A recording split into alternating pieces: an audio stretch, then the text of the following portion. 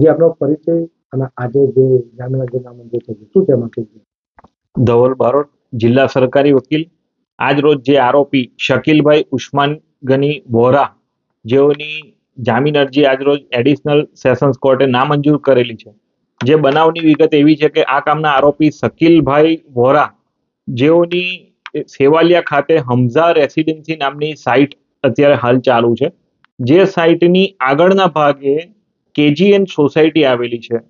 આ સાઇટ ઉપર જવા માટે ખૂબ જ મોટા વાહનો, ડમ્પરો આવ્યા. તે જે રસ્તાનો ઉપયોગ કરે છે તે કેજીએન સોસાયટીના રસ્તાનો ઉપયોગ કરતા હતા.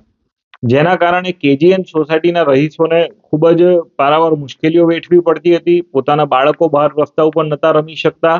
જેના કારણે કેજીએન સોસાયટીના રહીશો દ્વારા જ્યારે આ આરોપી શકીલભાઈ ઉસ્માન ગની વોરા, તેઓને કહેવામાં આવે છે કે આ મોટા વાહનો બીજા રસ્તેથી લઈ જાઓ, ત્યારે આ બંને પક્ષો વચ્ચે એટલે કેજીએન સોસાયટીના રહીશો અને આ બિલ્ડર વચ્ચે બોલાચાલી થાય છે.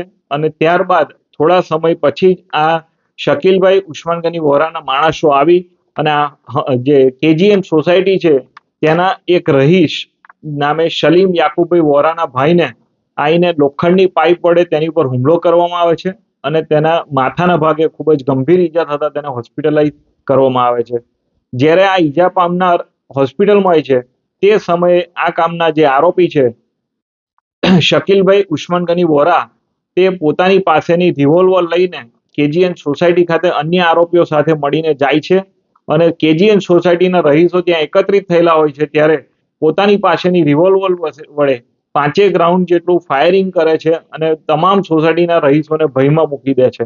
આ જે બનાવ હતો એ ખૂબ જ ગંભીર બનાવ હતો, ફાયરિંગનો બનાવ હતો, જેથી પોલીસે તાત્કાલિક આ તપાસ કરી અને આ તમામ આરોપીઓને પકડી પાડેલા. અને જે આરોપીઓ હતા તે પૈકી આજ રોજ આરોપી શકીલભાઈ ઉસ્માન ગની વોરા, તેઓએ જે જામીન અરજી મૂકેલી તે બંને પક્ષને સાંભળ્યા પછી આ ગુનાની ગંભીરતાને ધ્યાને લેતા આજરોજ એડિશનલ સેશન જજ સાહેબે આ આરોપી શકીલભાઈ વોરાની જામીન અરજી નામંજૂર કરતો હુકમ કરેલો છે.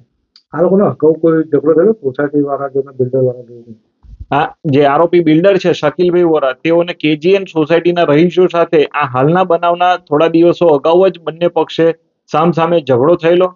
બંને પક્ષે સામસામે એફઆઈઆર ગુના દાખલ થયેલા અને ત્યાંના એ બનાવના 2-4 દિવસની અંદર જ આ હાલનો પણ બનાવ બનેલો છે.